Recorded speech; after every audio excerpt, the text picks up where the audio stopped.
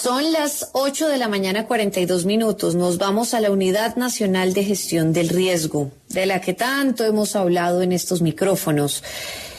Y nos vamos con el señor Carlos Carrillo, justamente. ¿Por qué? Porque, queremos saber qué ha pasado recientemente. Supimos que la Procuraduría realizó una visita de inspección a la entidad para revisar, todo el tema de la legalidad de los convenios que se firmaron durante la situación de emergencia decretada en el 2022 y se reveló que no hay información completa de esos contratos firmados, ¿o no, señor Carrillo? Gracias por estar con nosotros, director. Muy buenos días, María Camila. Un saludo para usted, para todos los oyentes de W Radio. Sí. Gracias por estar acá. ¿Se encontró o no se encontró información completa de esa documentación que requirió el ente de control disciplinario? Pues bueno, a ver, aquí hay varias cosas que decir. Lo primero es que nosotros recibimos con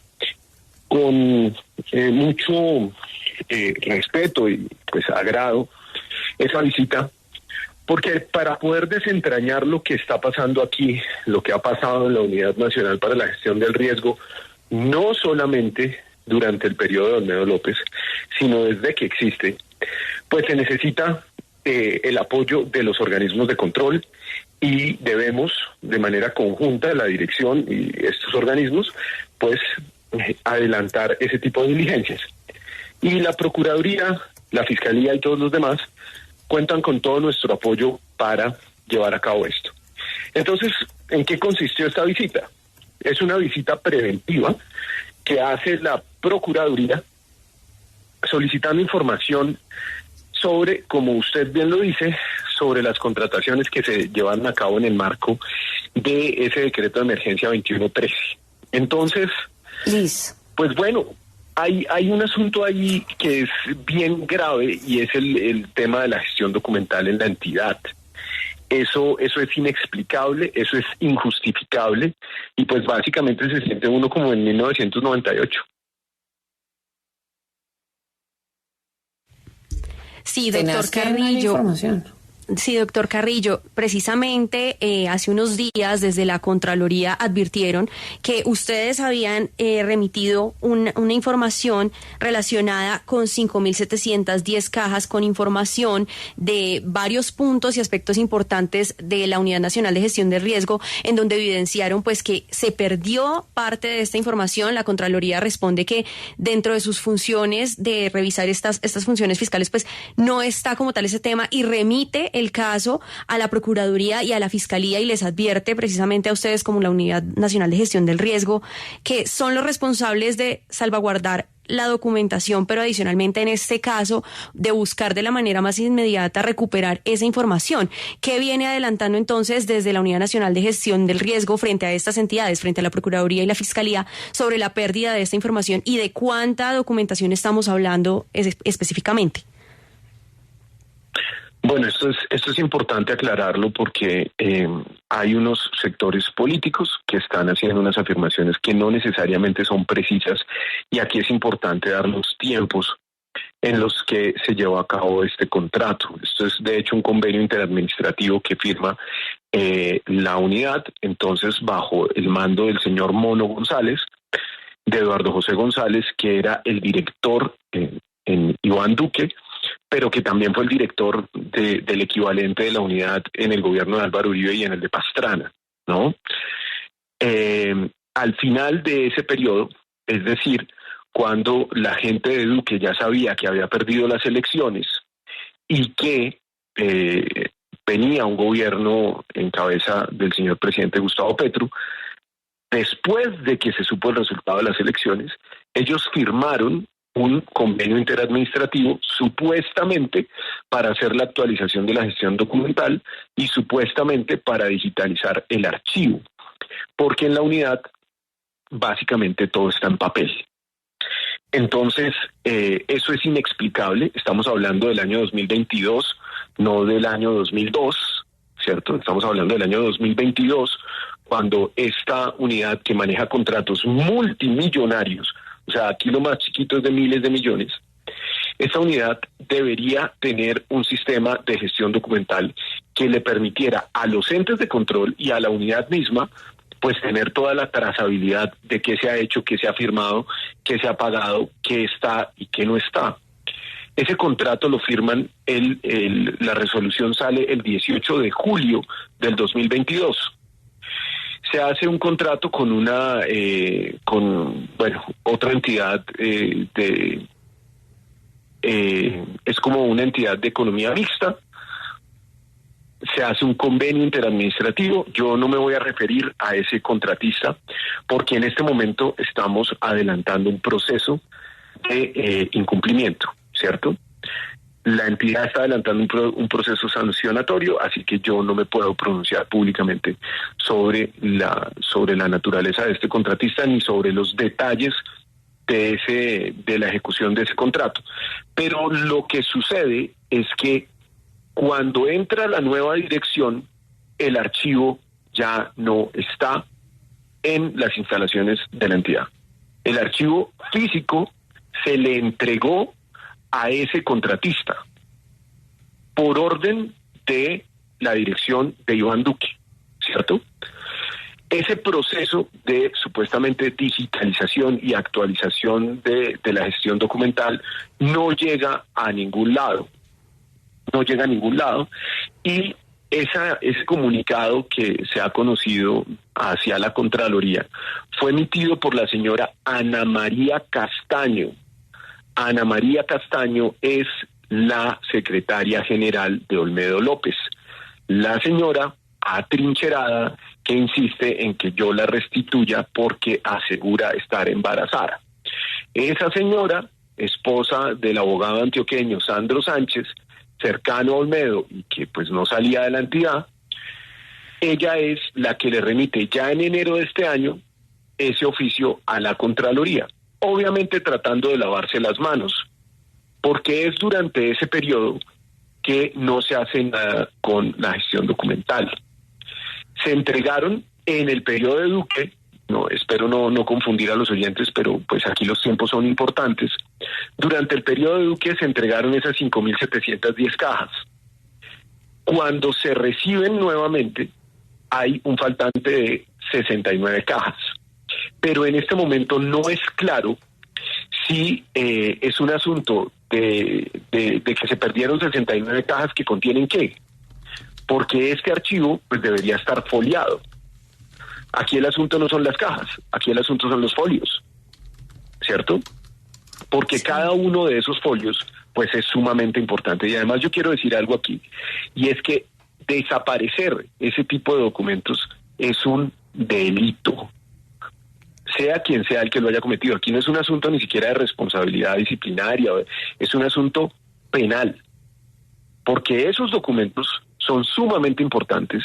Y pues aquí estamos. Recuerden ustedes que durante el gobierno de Iván Duque se dio uno de los mayores escándalos de corrupción que está probado, donde hay gente condenada y pues incluso gente muerta, que es el escándalo de las marionetas, que de lejos es mucho mayor que el de los carrotanques, pero pues sobre ese digamos que simplemente salió y quedó como una anécdota más en la historia de la larguísima secuencia de escándalos en Colombia.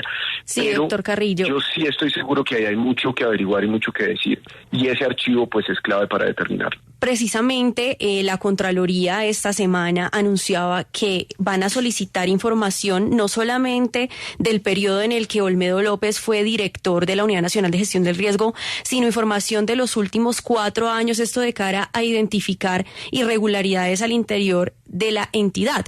Frente al caso pues de los carrotanques, anunciaron que ya se embargaron las cuentas de Olmedo López, también se embargó las cuentas del subdirector. Sin embargo, usted tiene conocimiento si algunos otros funcionarios pues también estarían involucrados dentro de este proceso en el que entra a investigar la Contraloría. Pues yo no tengo los detalles procesales de la Contraloría, pero pues aquí hay algo que es evidente, y es que cuando hay una dirección en una entidad, que es una dirección además pequeña, estamos hablando de que hay un director general, un subdirector general, que era el señor Víctor Mesa, 3 subdirecciones misionales, una de ellas la de Sneider Pinilla. O sea, Sneider Pinilla tiene dos pares más. Son 3 subdirectores misionales, Sneider Pinilla y 2 más. Y la secretaria general, eso es. Digamos que ese es como el núcleo duro de la dirección, la oficina asesora de planeación, la oficina de comunicaciones y la oficina jurídica. Eso es todo. Esas personas deberían estar, creo yo, vinculadas a todos los procesos. Tienen que estar vinculadas, y esto no implica que yo esté diciendo que sean culpables, pero sin duda tienen mucho que decir para aclarar lo que pasó aquí. Porque esa dirección, pues, estuvo al frente de unos escándalos de corrupción que son sumamente grandes, notorios, que la opinión pública las conoce, y ellos de verdad tienen mucho que decirle al país. Director, quiero aprovechar para preguntarle también por la situación en La Mojana, en donde hablamos que son más de 2.500 las personas que en este momento están afectadas por la ruptura del boquete de Caregato. Sobre este tema, la Contraloría, pues precisamente no solamente también abrió investigación, también anunció que van a hacer la toma de bienes de algunos funcionarios de la Unidad Nacional de Gestión del Riesgo por la no ejecución y toma de acciones por esta situación. En este punto, director, ¿qué acciones está planteando la Unidad Nacional de Gestión del Riesgo para atender esa emergencia que afecta a agricultores y a todas las personas que viven en este sector en Sucre? Ya, este es un tema sumamente delicado. Solamente en Guaranda, en el municipio de Guaranda, que Guaranda es Sucre, eso es un borde entre Sucre y Bolívar. Entonces, solo en Guaranda hay 825 núcleos familiares afectados. Estos son miles de personas.